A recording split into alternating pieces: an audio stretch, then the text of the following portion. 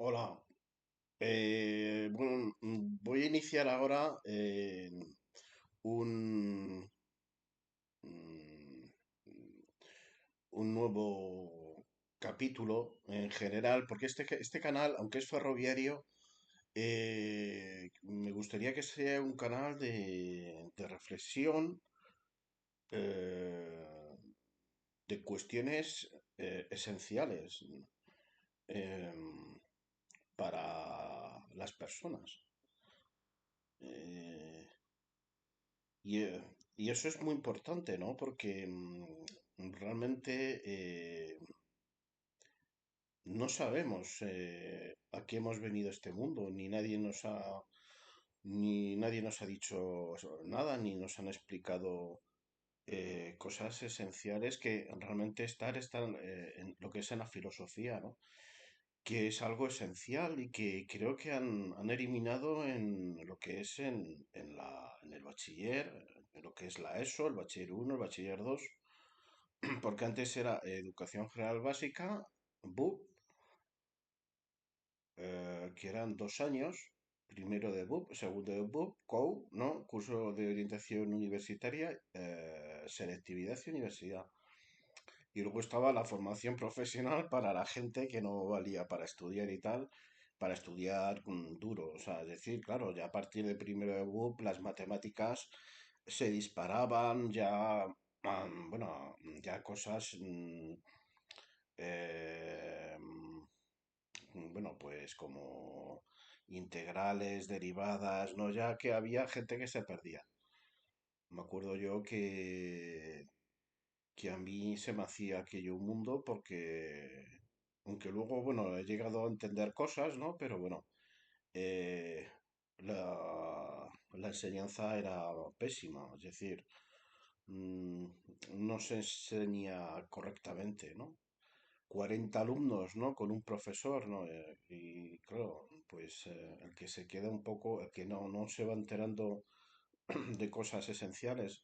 Y hablo, por ejemplo, de matemáticas, ¿no? Que es algo, creo que fundamental para entenderlo todo, ¿no? La física, por ejemplo, porque ya dentro del terreno de la filosofía, evidentemente, ya entramos en un terreno que no es empírico, evidentemente, ¿no? Entonces, es la diferencia entre empezar a entender y luego a apreciar cosas muy importantes a no entenderlas. Y ahí se queda la gente, ¿no? De ahí pasan a trabajar y a producir y sobre todo a consumir, ¿no? Entonces, claro, al final la gente, pues por regla general, entiendo que lo que quiere es sobrevivir. Y muchos, pues bueno, se convierten en, en amebas humanas, ¿no? Que es bueno, es una forma de supervivencia, ¿no? Yo creo hay veces que el ser humano que se adapta al medio intenta sobrevivir y al final, con la ley esta de la evolución de las especies de Darwin, se demostró que sobrevivían no los más fuertes, sino los que mejor se adaptan al medio. Entonces, si la vida es dura, sobre todo cambiante, que eso, por ejemplo, lo explica el budismo, que para mí es esencial. O sea, es decir, yo me considero cristiano y budista. Hay gente que dice, ¿cómo puede ser eso? Pues puede ser. Puede ser perfectamente, puedes creer en lo que es en lo que es el mensaje de Jesús de Nazaret y el mensaje de Jesús de Nazaret, no en la religión que se creó después, ¿vale? Eso vamos a dejarlo clarísimo. O sea, yo no entro ni salgo, que la gente crea lo que le dé la gana. Ni entro a juzgar, ni dejo de juzgar. Y luego el budismo, ¿no? Lo que llaman una religión sin Dios, ¿no? Pero bueno, y por ejemplo el budismo, o sea, me refiero sin un Dios omnipotente, omnisapiente, todopoderoso, o que tiene bueno, por ejemplo, creo que los judíos en la Torá sobre todo, ¿no? Lo definen como un ser o sea, multidimensional, sobre todo lo definen como una energía, ¿no? Y que está en todas partes y tal. Una de sus características sería la nada infinita o algo así, pero bueno, la verdad es que ahí ya no nos perdemos, ¿no? Como tanta gente está toda su vida dándole vueltas cómo es la naturaleza de Dios, ¿no?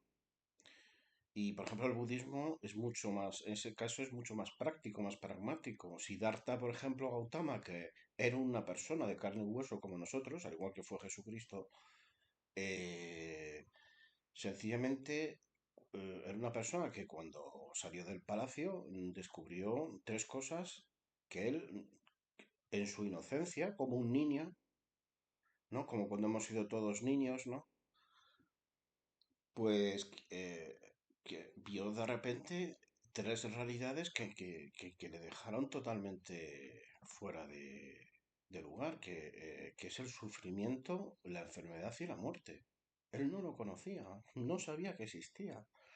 Y entonces la base del budismo básicamente es el reconocimiento del sufrimiento y cómo liberarse del sufrimiento. Y no entra en la existencia de Dios, quién es Dios, por qué existe Dios, cuál es la voluntad de Dios, en la que están constantemente las religiones teístas dándole vueltas una y otra vez. Entonces, por ejemplo, en este caso, lo que estoy hablando dentro del budismo, que muchos lo definen como una filosofía y es una religión, aunque Siddhartha no estableció ninguna iglesia ni nada, me refiero a Siddhartha Buda, porque Buda fue cuando se iluminó en el famoso bosque, que ahora mismo no me acuerdo cómo se llama, bajo el famoso árbol este Bodhi, y lo que él descubrió básicamente era cómo liberarse del sufrimiento. Primero, ¿qué es el sufrimiento humano y cómo liberarse de él? Descubriendo cosas como por ejemplo la impermanencia o por ejemplo como dukkha, la insatisfacción constante, ¿no? O sea, son cosas que verdaderamente otras religiones, bueno, no definen. Por eso lo que es al budismo lo definen como la religión, eh, no, como lo definen como la religión de la mente. Y hasta incluso creo que, por ejemplo, en la psicología clínica, la cognitivo-conductual, hay conceptos que es un copia-pega. Porque, por ejemplo, en la psicología clínica se define que una persona actúa según piensa, según son sus pensamientos, así siente. Y según siente, actúa. O sea, que una relación entre lo cognitivo y la conducta, lo conductual. Es lo que es, creo, en la psicología cognitiva conductual. Eso ya lo dijo Buda o Siddhartha hace ya 2500 años. O sea, algo increíble, ¿no? O sea, descubres cosas increíbles. Yo lo descubrí con 15 años con la enciclopedia de mi casa y me dejó totalmente alucinado, ¿no? O sea, una persona, ¿cómo puede decir cosas tan simples y al mismo tiempo tan importantes, ¿no? Muy semejantes al mensaje de Jesús de Nazaret, ¿no? Que era judío, de la estirpe judía, todos los apóstoles eran judíos, excepto Pablo, que era griego. Que creo recordar o saber, y el que sepa otra cosa que lo diga en comentarios. Y es un mensaje muy importante, y sobre todo muy similar, muy similar. Aunque ya Jesús de Nazaret vino, pues, bastante después que Buda, y dijo cosas muy parecidas, es algo increíble, ¿eh? Sin conocerse de nada, absolutamente nada. Aunque bueno, están los evangelios apócrifos, porque los canónicos son los que estableció la Iglesia Católica. Bueno, perdonar, la Iglesia Católica no, la Iglesia incipiente que existía por aquellos entonces, 200 años después de la muerte y resurrección de Jesús, que yo creo que sí resucitó. Y pues ahí se estableció cuáles eran los evangelios sagrados, los cuatro evangelios que tenemos. Pero luego se escribieron muchos más evangelios que algunos se declararon heréticos porque demostraron una naturaleza de Jesús que no entraba dentro de los cánones de lo que se establecía entonces. Pero bueno, eso es un tema en el que yo no quiero entrar ni salir. Lo que quiero entrar y salir es, básicamente, es eh, en el sentido de la vida, el sentido de mi vida y qué sentido tiene mi vida.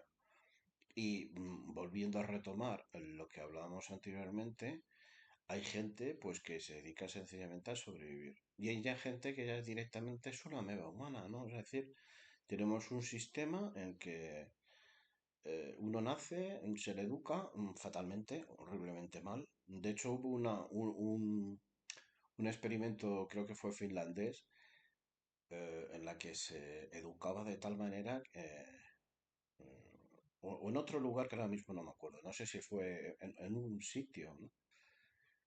Se educaba de tal manera que al final lo eliminaron, porque resulta que la gente aprendía de tal manera que les hacía pensar, ¿no? Porque básicamente lo que se busca es que la gente no piense. La gente lo que tiene que hacer es no pensar, básicamente. Eso es lo que dice el sistema. La gente lo que tiene que hacer es producir y consumir, nada más. Entonces hay gente ya directamente que no se plantea ese tipo de cosas. Básicamente porque tiene que sobrevivir, cosa que entiendo, pero claro, llegará un momento en que tenga que entender un poco cuál es el motivo de su existencia. ¿O no? Se viene aquí a trabajar. O sea, primero es a trabajar, a consumir, ¿no? A endeudarse, que es otra cosa muy importante del sistema, que la gente se endeude, porque la deuda, claro, es la forma que tiene de tener el sistema de tener la gente esclavizada. Porque básicamente este sistema es un sistema de esclavos. O sea, la gente tiene que entender que es esclava. O sea, como decían los romanos, nada nuevo bajo el sol.